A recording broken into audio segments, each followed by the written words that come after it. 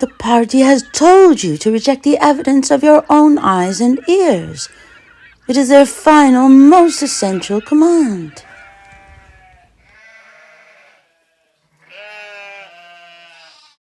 There was nothing as exciting as what he was putting on his show because it was the truth. These lies continue tonight. I come to you under the gravest of circumstances. The Naboo system has been invaded by the droid armies of trade. I object. There is no proof.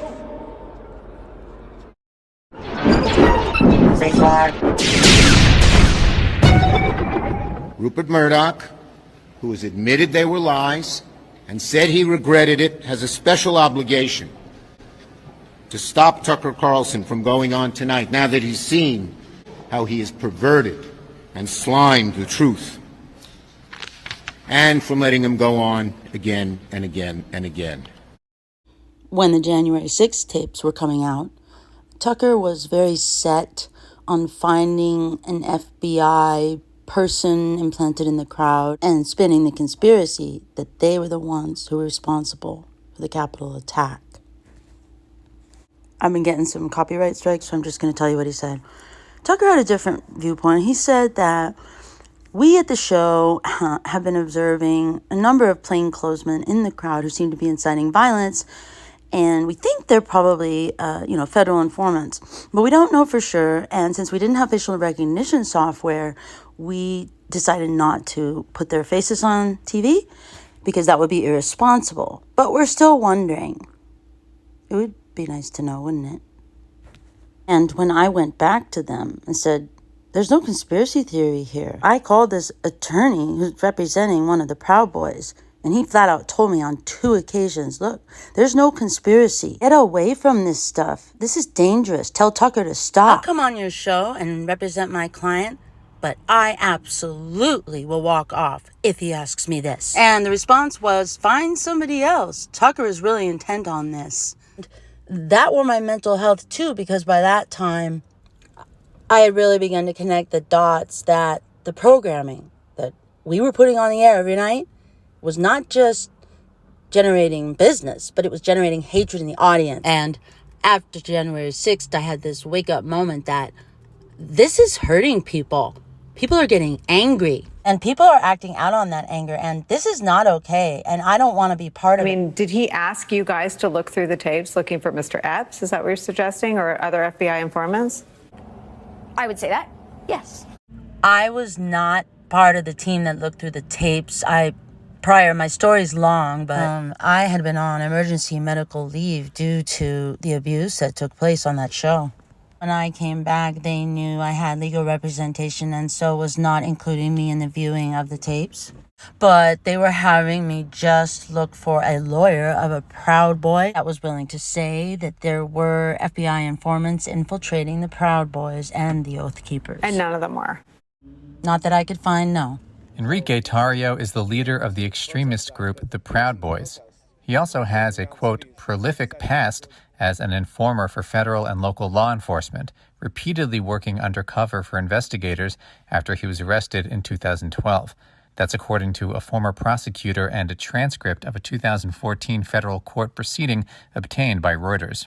In the trial of the Proud Boys, which includes a sedition charge, even though Tarrio wasn't even in D.C., defense attorney Carmen D. Hernandez of Maryland is representing Zachary Rell of Philadelphia. Her name caught my eye earlier this year because she had filed a motion to suspend the trial pending further discovery.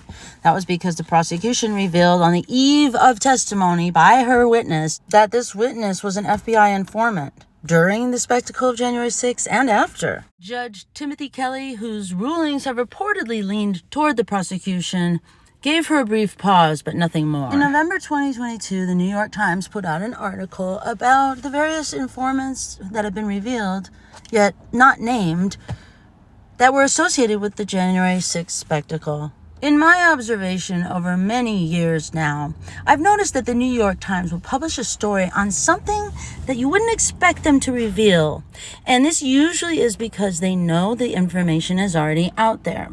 In this case, what they're doing is they're raising the kinds of questions that would be logical, such as, if there were so many FBI informants, then why didn't they prevent the event? Why did they not give advance warning to the government that they were communicating with already? So the Times is raising very logical questions, and it might not seem like it at first, but it really does serve a purpose to make readers feel like, okay, well, they've covered this and they've raised these questions. So obviously, I shouldn't really worry about anything really being amiss. Without fail, these kinds of articles always quote liberally from unnamed intelligence officials. And this serves to make the readers feel like somebody's handling the situation. We, the people, go back to our business, forget about it, and we don't question why we didn't get advance warning of this event from all those informants. I wonder why Abby Grossberg or anyone else did not contact Carmen Hernandez for comment. Of all the bytes and pixels that have been dedicated to this event, Miss Hernandez has never been put on camera to give her analysis of the situation. What happened to inclusion? They're not letting her speak. They're silencing women of color. It took me a while just to verify that this was indeed the one I'd seen quoted in print. Okay, she's been in print, but nobody's let her talk on camera. There are no videos of her. But when she found this out, and it wasn't the first thing that happened that was really weird, when she found out, she filed a motion to suspend and pending further discovery because they were about to go into closing arguments. And so Ms. Abby Grossberg really wasn't doing her job then if she said she never found an attorney who said that there was an FBI informant among the group. New York Times also said that there had been informants that were part of the Proud Boys. They had a handler. Okay, one guy had a handler, and then he was texting his handler during the January 6th spectacle. Now, this is totally unbelievable. During the trial, it was revealed that Enrique Tarrio had been texting Metropolitan DC Lieutenant Shane Lamond. This only came out, I think, because Tarrio's attorneys were trying to use Lieutenant Lamond to help Tarrio's case, right? According to the text messages, Lieutenant Lamond had hinted that Tarrio was about to be arrested as well for burning the BLM flag at last summer's riots, which he had confessed to. In any case, this made it so that Tarrio was not in town for the January 6th spectacle. Well, Lieutenant Lamond opted to not incriminate himself by testifying and pleaded the Fifth Amendment. If you find all these facts kind of unnerving and bewildering, you're not alone. Honestly, I'm overwhelmed by them. I'm not without hope that at some point we will have clarity and a robust media once again. We need to focus on what we can really verify, and there is one thing that we can verify.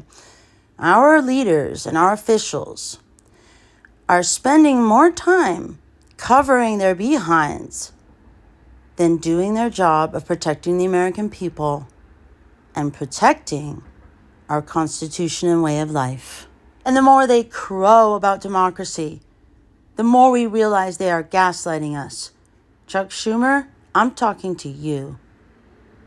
We have entered a period where we are actually living this slogan from George Orwell's 1984. When media, whistleblowers in the spotlight, elected and unelected officials lie, why do they do it? Because they think they're protected?